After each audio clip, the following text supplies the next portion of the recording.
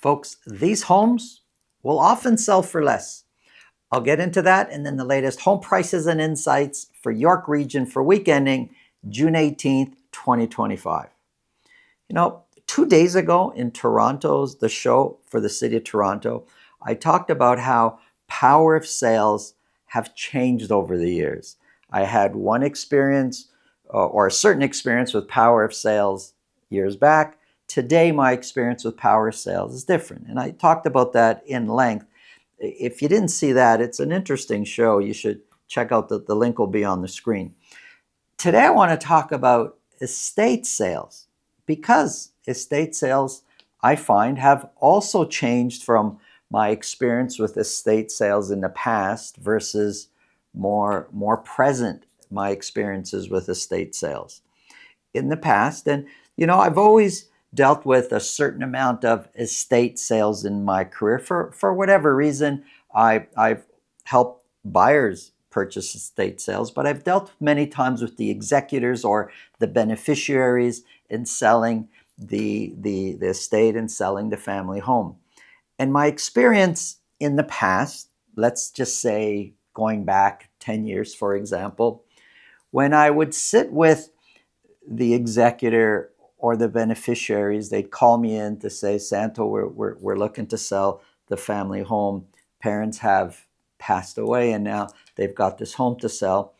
Often the conversation was around, should we even sell it? Should we not just keep it for years? We could rent it out. We all can benefit a little bit from the rental income. That was often the conversation. Does it even make sense for them to sell it? Can they just keep it for so many years? Today, the conversation has changed somewhat. Recently, I got called in to sell a property. It was an estate sale, and I'm speaking with the two beneficiaries, two siblings. Now, one of them, their questions to me were based on what could we do to the home to increase in value? There's no problem investing some money into the home. What if we keep it and not sell it this year and sell it next year? What's the market going to be like then? Their attitude was to maximize the sale, but not necessarily sell it now. They understood that the market is pretty soft right now for that type of property.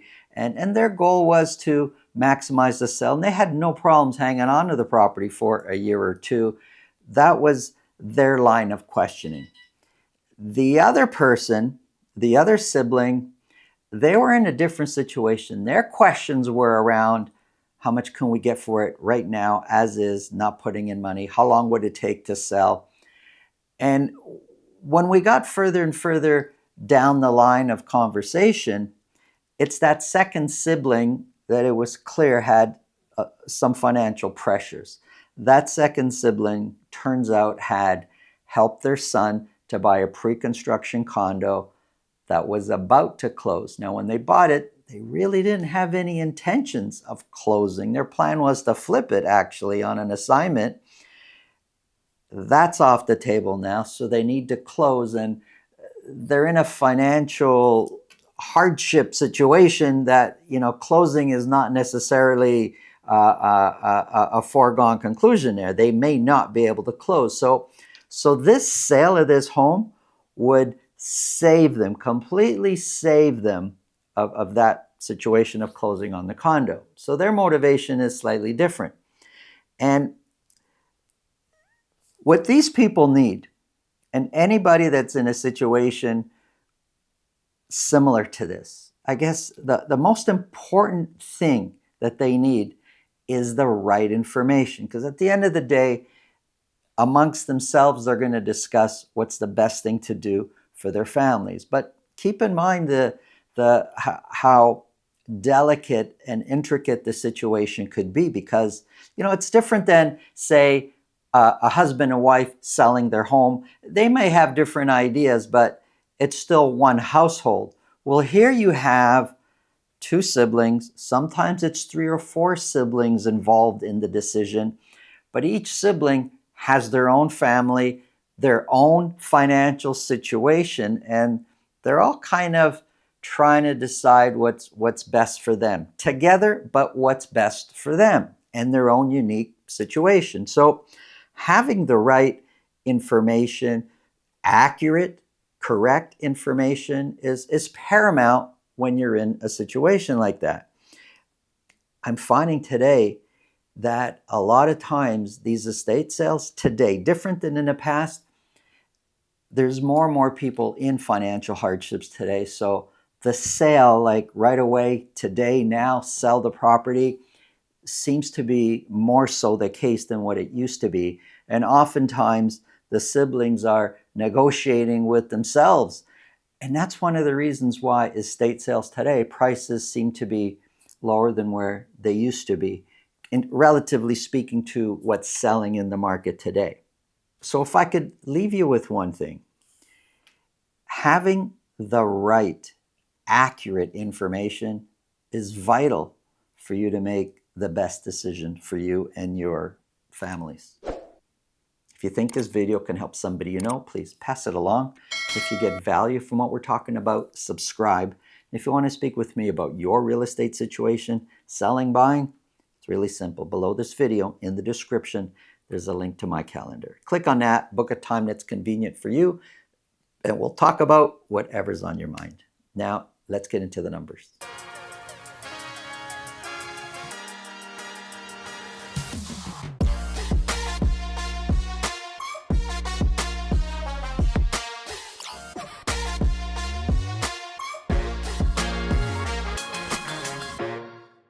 Folks, at the end of this video, there'll be a link on the screen to a log cabin. Now, I say log cabin, but this isn't your great-grandfather's or grandfather's log cabin. This is a modern, recently built 5-bedroom log cabin.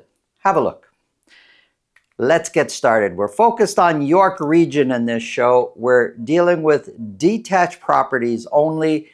Specifically, we're going to be looking closely at Vaughan, Richmond Hill, and Markham. I have 3 months on the board here. Let's get started with Vaughan. For week ending June 18th, 26 detached properties sold, same as the amount that sold the previous week. I'm not sure if I'm really seeing a trend up or down when it comes to sales, but around 24 to 26, we've had many weeks this year so far in that range. 6 of those sold at $2 million or more. Average sold price, it is up from the previous week to this week. It's now sitting at $1,693,000, so almost $1.7 million. But overall, I would say average prices are trending downwards for Vaughan detached properties. Compared to last year, 1,693 is 9% lower. In dollars, that equates to about $164,000 lower. Previous week, $195,000 lower. The previous 2 weeks before that, just over $200,000 lower this year versus the same week a year ago. Sometimes we talk percentages and it's 5%, 10%, 15%. What does it really mean in dollars and cents? Well, you're looking at, for the current week, like I just said, $164,000 lower compared to the same average price a year ago for the same week. The median price of $1,540,000 is 6% lower year over year. The dotted line, that's a 4-week moving average. Average and median prices have been trending down over the previous 3 months. 26 were sold. 6 of those, so 23%, sold at list price or more. 90 were listed. 680 are available for sale. So when we finish this week ending June 18th, we could see there are 680 available for sale detached properties. I'm going to go back one slide. We said that 26 sold this week. Basically, out of 680, 3.8% of all available detached properties for sale in Vaughan actually sold. Only 3.8%. Months of inventory overall has been climbing. We're sitting at 6 months of inventory. That's for Vaughan. Richmond Hill. Richmond Hill has been so tough to figure out this year, and you really can't. You've got sales of 8, then 13, then 10, 8, 6, then up to 16. Well, we're seeing it for week ending June 18th. Sales went from 10 to 30 for week ending June 18th. So 30 detached properties sold. 6 of those sold at $2 million or more. Average sold price up a little bit from the previous week. We're now at $1,751,000. Compared to last year, 1,751 is 15% lower. The median price of $1.6 million is 17% lower. 30 were sold. 8 of those sold, or 27% sold at list price or more. 85 were listed. There's 612 detached properties available for sale in Richmond Hill using the current week of 30 selling. That's 4.9% selling in 1 week. But that's not a typical week for Richmond Hill. We're getting 10, 15, 20, 30 is rare. Months of inventory, because sales were so high, came down to 4.7 months of inventory. Here's Markham. Markham is more steady. You can see trends when it comes to Markham. So for week ending June 18th, 25 detached properties sold. 2 of those sold at $2 million or more. Average sold price down from the previous week to $1,593,000, so almost $1.6 million. Overall, average sold price for Markham, I would say, have been trending down. Compared to last year, $1,593 is 15% lower. The median price of $1,560 is 6% lower. 25 were sold. 7 of those, so 28%, sold at list price or more. 83 were listed. There's 525 active detached properties available for sale in Markham. Active listings, just like in most parts of the GTA, have been climbing, and 4.8% of all available detached properties for sale sold during week ending June 18th. And months of inventory has been climbing over the last few weeks. We're now at 4.8 months of inventory, at the top end of what we would call a balanced market. Here's a quick summary of months of inventory. Vaughan, 6, Richmond Hill, 4.7, Markham, 4.8. I've got condos there for reference. Those are condos for York Region at 10.1 months of inventory. But if we're looking at the detached market, you're going to experience, in most cases, either a balanced market or a buyer's market.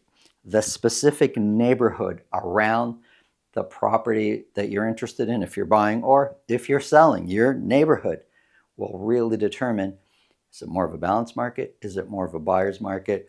Or do you have that unique property priced aggressively enough that buyers will compete to try to buy? Thanks for watching. Now check out this awesome Not Your Grandfather's Log Cabin. The link is on the screen.